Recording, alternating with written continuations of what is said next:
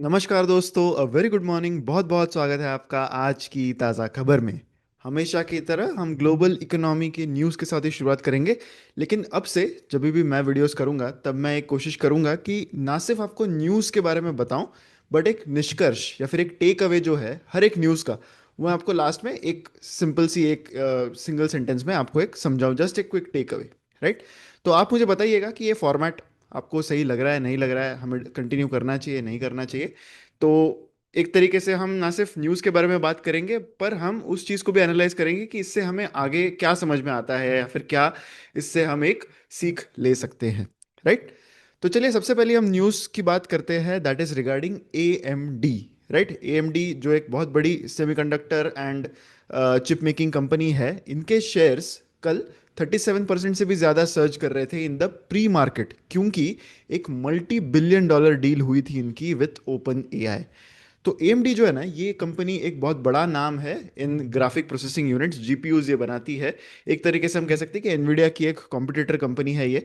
तो ये जो दो कंपनीज है, एएमडी और ओपन एआई, इन्होंने एक डेफिनेटिव अग्रीमेंट साइन किया है yesterday before the market open, जिसके अंडर ओपन एआई जो है वो डिप्लॉय करेगा 6 gigawatt of AMD graphics GPUs basically over the next multiple years. इसके लिए ओपन एआई ने कुछ वारंट्स इशू किए हैं of as many as 160 million shares, या फिर 10% stake in AMD is what basically Open AI is buying through this. अब तक ये अनक्लियर है कि Sam Altman and Open AI जो है वो इस चीज़ को फाइनेंस कैसे करेंगे। वैसे तो हाल ही में ही बहुत बड़ा लिक्विडिटी इंजेक्शन एनवीडिया की तरफ से इनको मिला था। तो एक तरीके से एनवीडिया ने स्टेक बाय करने के लिए ओपन एआई में जो है वो इन्वेस्टमेंट किया था, उसी पैसे से अब ओपन एआई एएमडी में पैसे इन्वेस्ट कर रही हैं। तो काफ़ी सारी हलचल हमें एआई के फील्ड में करंटली देखने को मिल रही है। अल्टमैन ने ये कहा है कि ये जो पार्टनरशिप है ये एक मेजर स्टेप है in building the complete basically the capacity needed for AI's full potential to be realised, ऐसा उनका कहना था। एएमडी के जो एआई के जीपीयू रेवेन्यूज है वो अब एक्सपेक्टेड है to reach 6.55 billion dollars in this year. And इस डील के बाद, ओपन एआई की डील के बाद, ये जो एक्सेलरेशन है 2027 के ऑनवर्ड्स, वो और भी ज़्यादा आ सकता है। ओवरऑल इस न्यूज़ का की टेक अवे क्या रहा? तो अब ये दिखा रहा है कि एआई का जो इंफ्रास्ट्रक्चर रेस है वो अब और भी तेज हो रहा है, और भी एक्सेलरेट हो रहा है। एंड एवरी लार्ज फर्म जो भी है वो अब इन्वेस्ट कर रही है इन कंप्यूटिंग पावर, जो एक तरीके से हम कह सकते हैं कि हो सकता है this is the new oil now for the upcoming years. And इससे ये एक हिंट मिल रही है कि आने वाले डेकेड्स की जो ग्रोथ है वो हो सकता है कि चिप पावर्ड हो and not just code powered. अगली जो न्यूज़ है that is regarding Japanese stock markets. Political जो टर्मोइल है जापान में काफ़ी बढ़ गया, क्योंकि वहां पर they have elected a new leader of the ruling party. इसकी वजह से जापानीज स्टॉक्स कल 4% से भी ज़्यादा बढ़ गए थे। बिटकॉइंस एंड गोल्ड दोनों ही चीज़ें अब ऑल टाइम हाई पर बढ़ने की ओर दिखाई दे रही है। तो साने ताकाइची नाम की उनकी एक नई leader of the ruling party elect हुई है, who is now on course to become Japan first female prime minister. तो ये जो न्यू पॉलिटिकल लीडर है, इनकी जो छवि है वो ज़्यादा इस पर है कि ये easy money and more government spending पर ज़्यादा भरोसा रखती है। तो इन्हीं इन्हीं चीज़ों की वजह से टोटल मार्केट्स में, जापानीज मार्केट्स में कल हलचल दिखाई दी।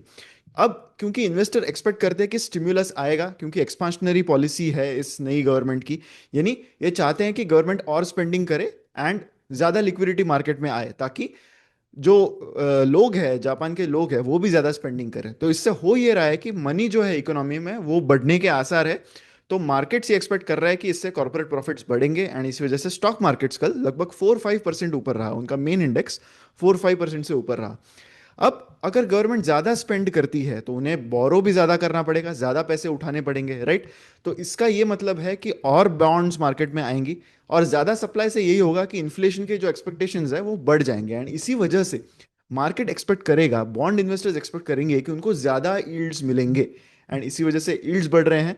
एंड जो येन है, उनकी जो करेंसी है, वो भी डिप्रिशिएट हो रही है, क्योंकि जापान अगर रेट्स लो रखता है, जो एक्सपेक्टेड है कि करंट गवर्नमेंट में, नई गवर्नमेंट जो आएगी उसमें होगा, तो यील्ड्स उनको कम मिलने लगेंगे उस समय पर। एंड अगर जापान के यील्ड्स कम होंगे एंड बाकी दुनिया के यील्ड्स ज़्यादा होंगे, तो लोग ऑब्वियसली इन्वेस्टर्स यही करेंगे कि वो जापान जापान के मार्केट में से अपना पैसा निकाल कर बेटर यील्ड्स के लिए यूएस मार्केट से या फिर बाकी और डेवलप्ड नेशंस के बॉन्ड्स जो है वो खरीदेंगे। तो ये इस वजह से येन का कॉन्फिडेंस कम हो जाएगा एंड इसी वजह से येन भी डेप्रिशिएट हो रही है। तो ये सारी चीजें बेसिकली हमने यहाँ पर एक्सप्लेन करने की कोशिश की। अब ऐसे में गोल्ड भी क्लाइम कर रहा है to its peak, and crypto currency, leading crypto currency bitcoin is also climbing to its peak. तो इंक्रीजिंगली ये दिखा रहा है कि इन्वेस्टर्स जो है वो अल्टरनेटिव स्टोर ऑफ वैल्यू की तरफ बढ़ रहे हैं। तो की टेक अवे हमारा यहाँ पर ये रहा कि जापान हो सकता है अब फिर से एक era of policy driven reflation की ओर बढ़ता हुआ दिखे। यानी एक रेयर मिक्स हो सकता है कि लूज मनी पॉलिसीज रहेगी और स्ट्रॉन्ग इक्विटीज हो सकती है। It is still very early to comment on this, but जो फॉलिंग येन है वो यही दिखाता है कि स्टिमुलस अब एक ऐसे टाइम पर आ रहा है जहां पर इन्वेस्टर्स जो है वो करेंसी ट्रेड ऑफ की जो रिस्क है वो इग्नोर नहीं कर सकते। एक और मेजर जो जियोपॉलिटिकल न्यूज कल ये रही कि फ्रेंच मार्केट्स कर गिरने लगे after the prime minister of France has resigned.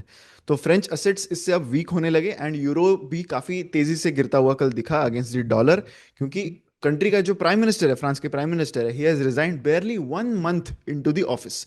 Recently election में इलेक्शंस हुए थे फ्रांस में, जिसके बाद उनके ये जो करंट प्राइम मिनिस्टर है सेबेस्टियन लेकॉर्नु, ये इलेक्ट हुए थे as the prime minister, but उन्होंने कल ही इमानुएल मैक्रोन को अपना रेजिग्नेशन हैंड ओवर किया। तो एक शॉर्टेस्ट टेन्योर रहा of a prime minister in the history of France. And उनका जो इंडेक्स है, मेन इंडेक्स कैक 40, जो उनका प्रीमियर ब्लू चिप इंडेक्स है, वो भी कल डाउन ही रहा। मोर देन 2% डाउन था एक पॉइंट ऑफ टाइम पर।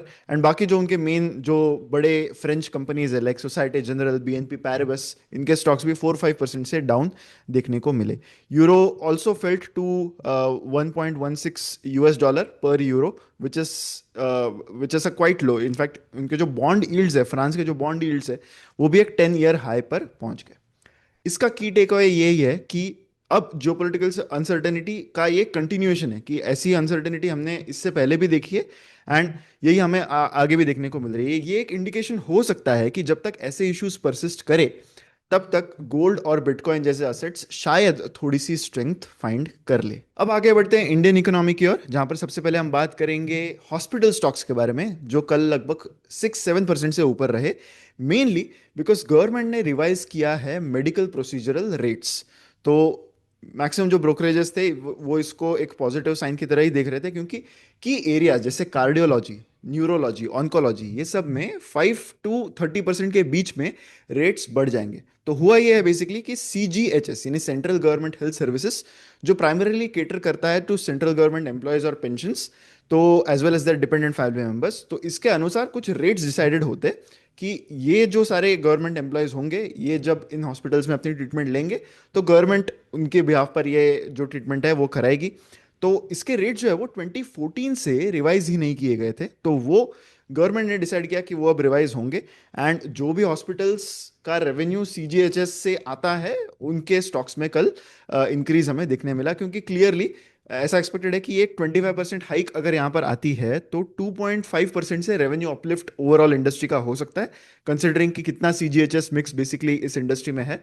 एंड 10% EBITDA ग्रोथ यहाँ पर आ सकती है फॉर प्राइवेट हॉस्पिटल्स। तो अमॉन्ग लिस्टेड प्लेयर्स अगर देखें तो Fortis, Max health care, Narayana Hrudayalaya, Yatharth, ये सारे कंपनीज जो है they derive almost up to 35% of their revenue from the government.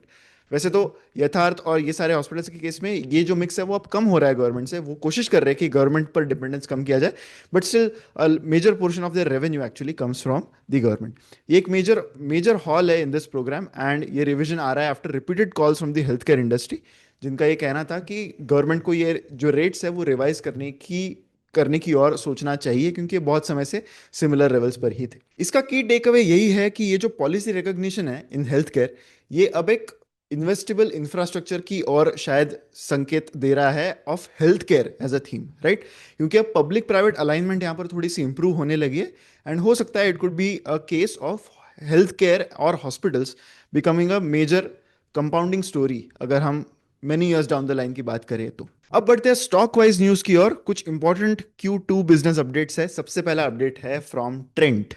Trent के स्टॉक्स में कल एक गिरावट नजर आई, क्योंकि उन्होंने अपना Q2 का जो अपडेट है वो जारी किया। रेवेन्यू ग्रोथ जो है उनकी इस क्वार्टर में has slowed down to the lowest in last 4 years.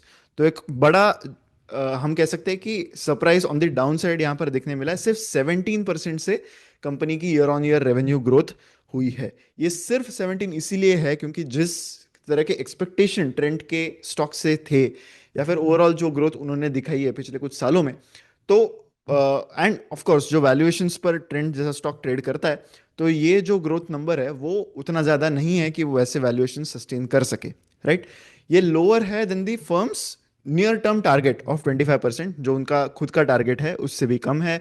Overall stand alone revenues for the first of financial year 19% से बड़े हैं। वेस्ट साइड एंड जूडियो में 13 एंड 40 नेट न्यू स्टोर्स का एडिशन हुआ है ड्यूरिंग दिस क्वार्टर। तो total portfolio अगर हम देखें अभी, तो 261 वेस्ट साइड स्टोर्स है एंड 806 जूडियो स्टोर्स है ट्रेंड के पास। ओवरऑल अपैरल रिटेल कंपनीज की अगर हम बात करें, तो मेजर कुछ जो कंपनीज है, इंपॉर्टेंट कंपनीज है, उनके टोटल नंबर्स अब तक आ चुके हैं फॉर Q2। V2 रिटेल के 86% ग्रोथ दिखाई दी है, बाजार स्टाइल रिटेल में 71%, Sai silk Kalamandir 28%, V Mart 22% और ट्रेंट ने अब ये 17% का ग्रोथ दिखाया है। की टेक अवे यही है कि अगर मार्केट फेवरेट्स भी रहे कुछ स्टॉक, तो बेस इफेक्ट का जो असर है वो दिखना शुरू होता है। एंड हमेशा ये ध्यान रखना पड़ेगा कि अगर ग्रोथ जो है वो आउटपेस कर जाती है एग्जीक्यूशन को इन द इनिशियल ईयर्स, तो हो सकता है कि वैल्यूएशंस को एक ब्रीदर लेने की जरूरत है। एंड वही हमें यहाँ पर देखने को मिल रहा है। ओवरऑल रिटेल में long term story point of view से कोई प्रॉब्लम्स नहीं है, पर जब भी वैल्यूएशंस बढ़ते हैं, ग्रोथ के एक्सपेक्टेशंस बहुत बढ़ते हैं, और वैसी ग्रोथ अगर एग्जीक्यूट नहीं होती mainly because of base effect bigger companies में, तो दैट कुड मीन कि यहाँ पर वेल्थ का थोड़ा बहुत इरोजन हो सकता है। अगली न्यूज है रिगार्डिंग कल्याण ज्वेलर्स, जिनके Q2 नंबर्स के मुताबिक रेवेन्यू उनका 30% से ग्रो हुआ है as per their Q2 update. कैंडियर जो उनका बिजनेस है वो 127% से बढ़ा है, राइट। तो बहुत अच्छी wedding demand, festive buying and एक शार्प रिबाउंड दिखा है in their digital first platform Candere. एक तो मेन रीजन ये है कि नवरात्रि के सेल्स की वजह से काफी बड़ा असर हुआ है इस क्वार्टर में, क्योंकि बेस क्वार्टर जो है पिछले साल का Q2, उसमें नवरात्रि के सेल्स अब तक आए नहीं थे। तो उसकी वजह से ये क्वार्टर थोड़ा ज्यादा बेटर दिखाई दे रहा है। अगर हम सेम स्टोर सेल्स ग्रोथ की बात करें, तो वो लगभग 16% आया है इस क्वार्टर में। इंटरनेशनल ऑपरेशंस ने ओवरऑल एक स्टडी परफॉर्मेंस दिखाया।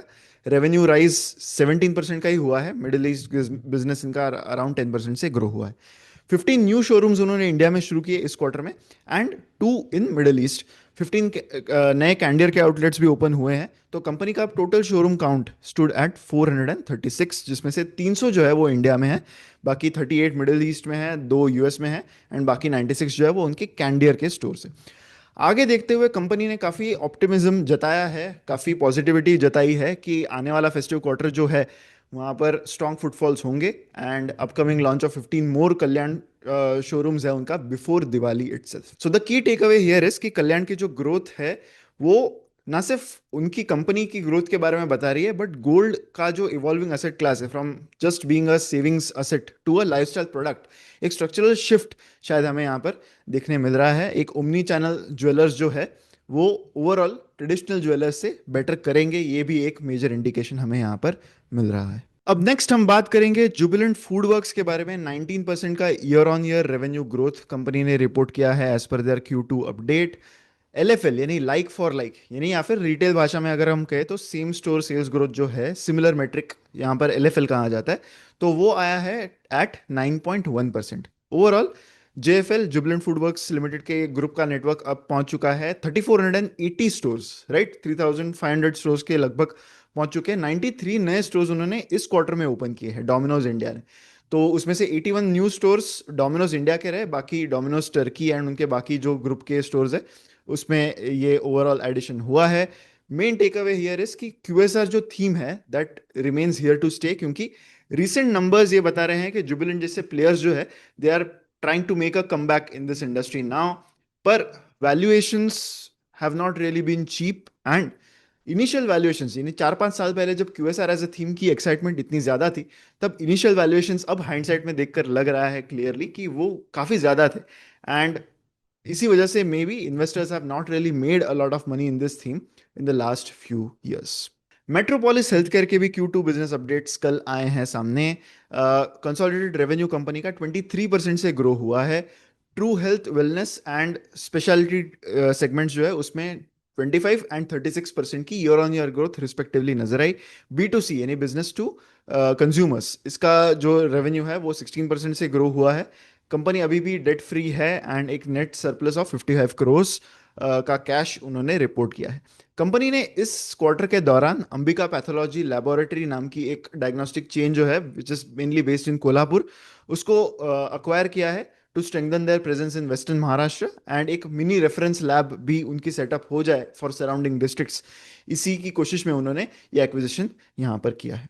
The key takeaway here is कि प्रिवेंटिव हेल्थ केयर का जो अवेयरनेस है वो बढ़ रहा है। जो मेट्रोपोलिस जैसी कंपनी के ट्रू हेल्थ वेलनेस या फिर डॉक्टर आल पैथ के स्वस्थ फिट के बिजनेस मोमेंटम से हमें क्लियरली नजर आ रहा है कि प्रिवेंटिव हेल्थ केयर का जो थीम है वो इंडिया में काफी स्ट्रांग नजर आ रहा है। एंड ओवरऑल जो ऑर्गेनाइज डायग्नोस्टिक चेन्स है उनका जो डोमिनेंस है वो आने वाले सालों में हमें दिखेगा, क्योंकि यहाँ पर बहुत सारे एक्विजिशंस होंगे एंड हो सकता है कि ये एक हेल्थ कंपाउंडिंग स्टोरी यहाँ पर आने वाले सालों में बने। ऑफ कोर्स वैल्यूएशंस जैसी चीजें हमें वॉच आउट करनी है, but one thing remains for sure कि organise diagnostic chains they are much better equipped to take over the increasing market share in India's diagnostic industry. इसी के साथ हमारी न्यूज यहीं पर खत्म होती है। अब बढ़ते हैं हमारे फाइनल सेक्शन पर, यानी बिलीव इट और नॉट सेक्शन पर। हाल ही में हमने इस वीडियो में डोमिनोज के Q2 के रिजल्ट्स की बात की थी, तो इसी से रिलेटेड एक बिलीव इट और नॉट है यहाँ पे। तो डोमिनोज इंडिया के जो सीईओ है, जुबिलेंट फूडवर्क्स के जो सीईओ है, उन्होंने रिसेंटली एक काफी इंटरेस्टिंग इनसाइट बताई। उन्होंने ये बताया कि कंपनी का मोर देन 10% रेवेन्यू आता है from orders which are placed after 11 PM, right. अब इससे हमें बहुत सारी चीजें जो है वो समझ में आती है। एक तो ये है कि इन माय ओपिनियन ये भी दिखाता है कि जो कंसर्न्स थे regarding competition in the QSR वो एक्चुअली ट्रू है। क्यों? क्योंकि 11 PM के बाद आपके पास ऑप्शंस भी कम हो जाते हैं, रेस्टोरेंट्स जो सर्विसेबल है वो भी कम हो जाते हैं, and that is when you go to outlets like Jubilant Foodworks या फिर आप ऑर्डर करते हो फ्रॉम समथिंग लाइक डोमिनोज। एक और इंटरेस्टिंग इंसाइट ये दिखाती है of the type of food that Domino's serves. So after 11 PM it seems like food is less about dining and more about convenience, क्योंकि पिज्जा जैसे products है आपको convenience काफी मेजर आता है, राइट। क्योंकि it is effortless, it is shareable, right. And ये जो 30 मिनट डिलीवरी है, राइट, इससे एक जो लेट नाइट हंगर जो है वो एक काइंड ऑफ हैबिट बन जाती है, राइट।